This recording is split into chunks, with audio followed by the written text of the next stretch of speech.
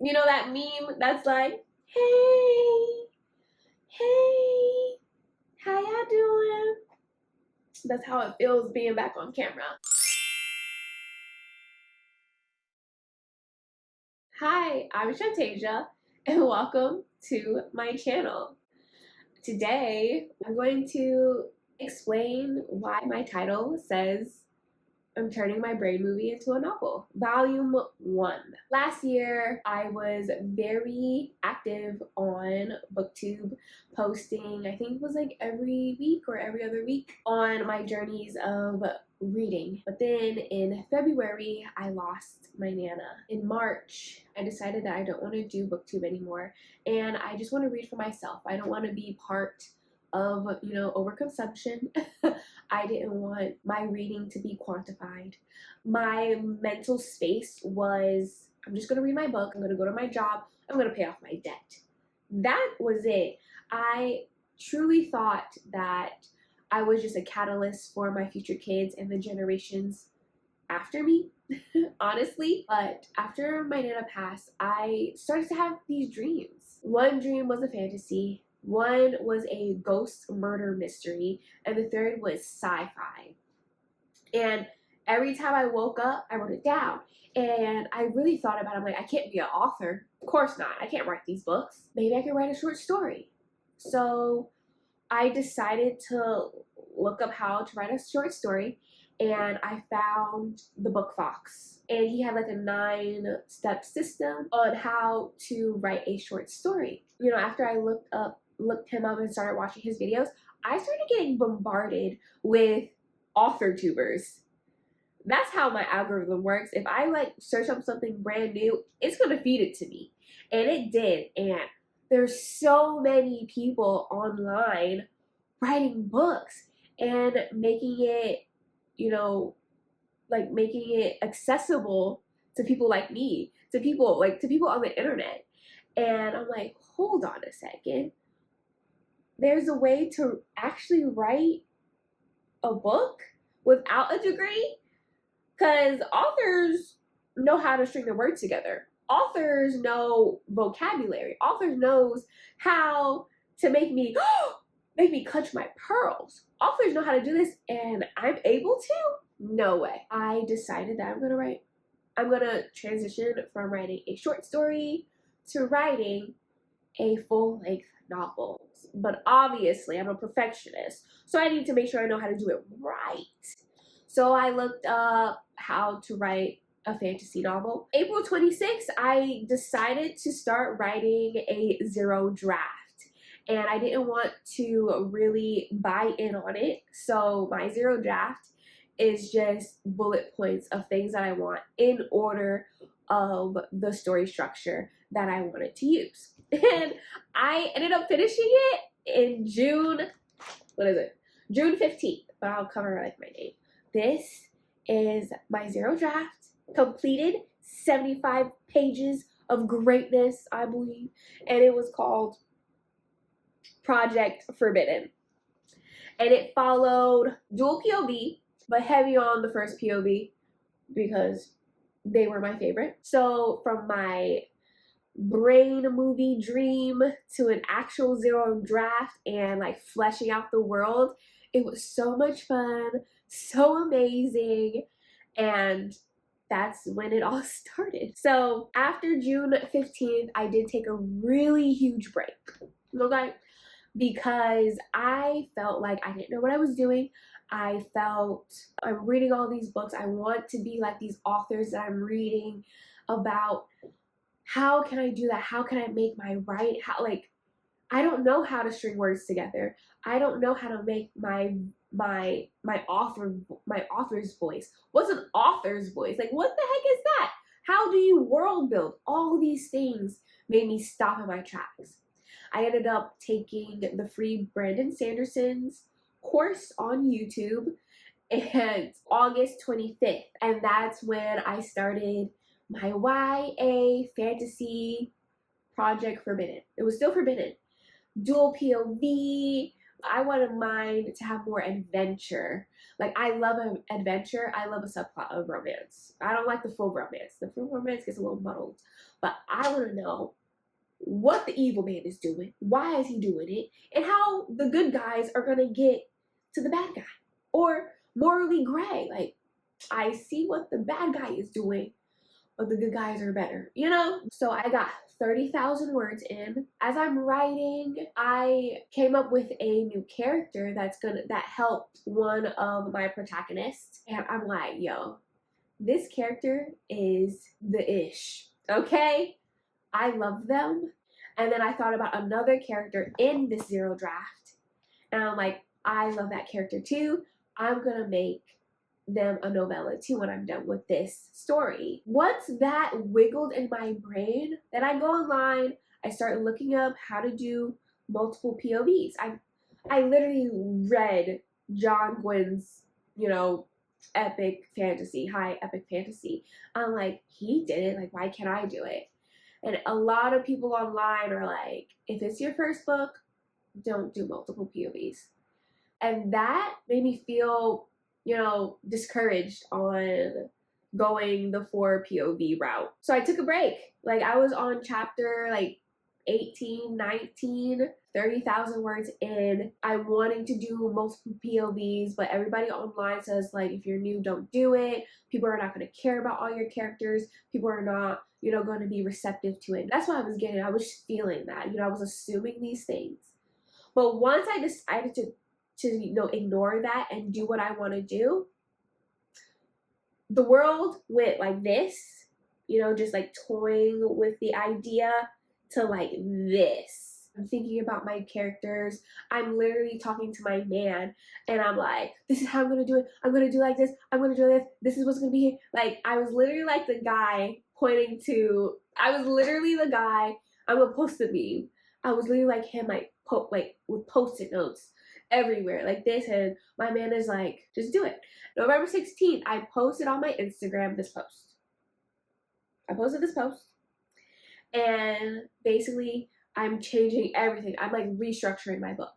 So from 2 POVs to 4 POVs, from YA fantasy to adult high fantasy, from first person to third person. All these changes, it was a big doozy, and I didn't know when I was going to start. November 20th, 2025, something huge happened. I was telling my man that I'm going to save all my leave. I'm not taking no vacations next year because I'm going to use all my leave and to take off to write my book before I'm 30, because that's my other goal. And my birthday's in July, so I don't, in my head, I don't have any time. But I'm going to do what I need to do. I'm going to work, pay my debt. Okay, we always going to do that. Pay my debt off. And write this book. I'm going to do all the 3 things because that's my purpose. So November 20th, I'm at work and I fall. And I fall hard. Okay? And I sprained my ankle. So I cry, of course, because all my plans are kaput. All my leave is going to be gone because I'm going to be out for 2 weeks. And I won't be able to take that month off for my book. I'm like, okay, I'm going to be out for 2 weeks. So November 25th, 2025, I started my 1.5 draft.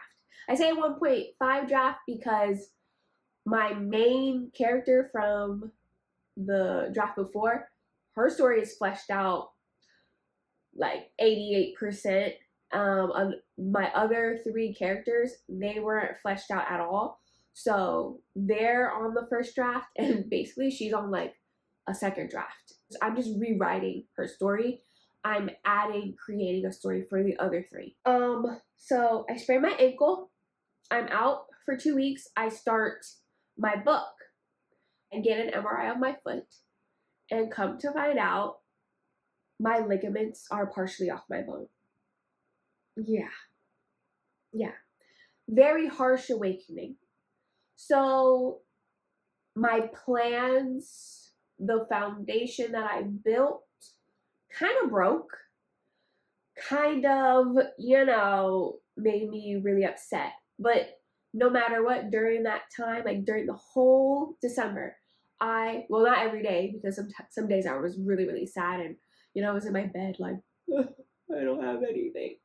But I was writing a whole lot, more than I have ever, and we got some strides, baby.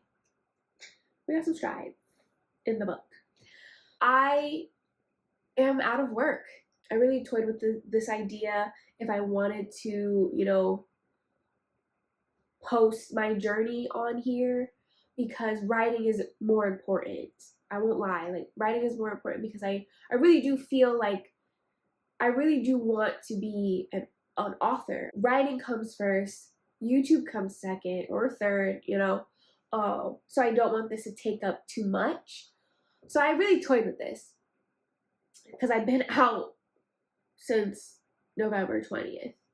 And my stats right now with my novel, I'm 46,000 words in, 4 POVs in. It's very exciting, very exhilarating, but yeah, like we're here and we're doing it, and it's something that I want to do, and I hope you all come on this journey with me. So I'm noticing now that I'm not in control. What I'm doing is, what I can control is what I do during the day, my routine, and my life. So in this season that I'm in of stillness, of patience, I'm gonna write. So, because I really believe that God is like, sit down and write that book. I'm giving you the time. You need to sit and heal, and you can write that book. I have no excuse. So before I have to go back to work, before my foot fully heals, this book needs to be done.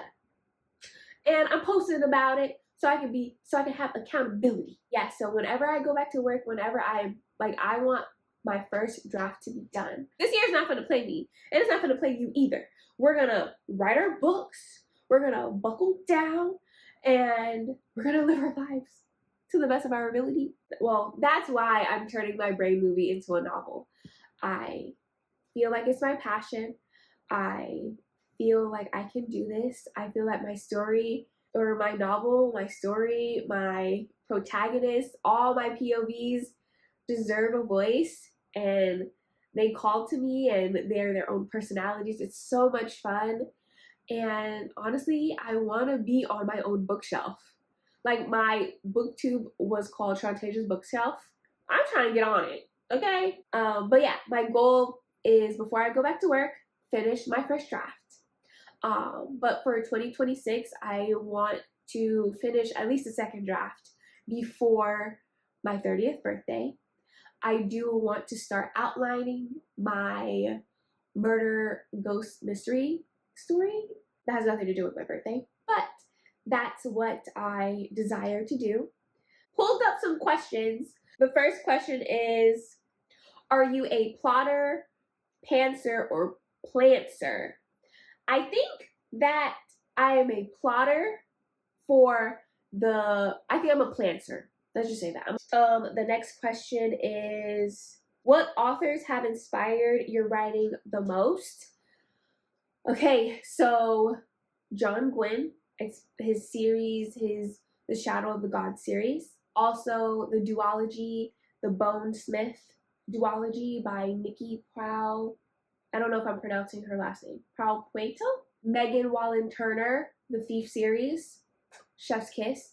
I know those are like middle grade or whatever, but I love adventure, and that's what my book is about. How that adventure changes the character. One of my top favorite books of 2025 was The Adventures of Amina al-Sarafi.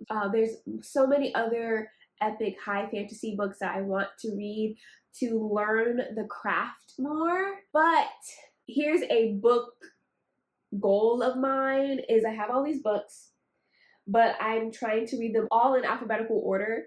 So like most of my high fantasy books, their last names are like Evan Winter, he's all the way at the bottom. Anthony Ryan, he's all the way at the bottom. So most of my high fantasy novels, their last names are like, towards Z. Eventually I want to get to those, but I'm not trying to buy more books because I want to get through my actual TBR. I'm reading Anxious People by Frederick Backman. If you haven't read that, read it, and it's really funny too. So the next question is, do you schedule your writing sessions or write whenever you can? Usually my best time of writing is early in the morning. So I literally wake up like 1 o'clock in the morning and write 3 o'clock in the morning. And I write, you know, if you're in the house for a really long time, you can get depressed.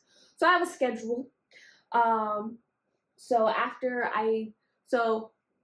3 o'clock in the morning is my best time.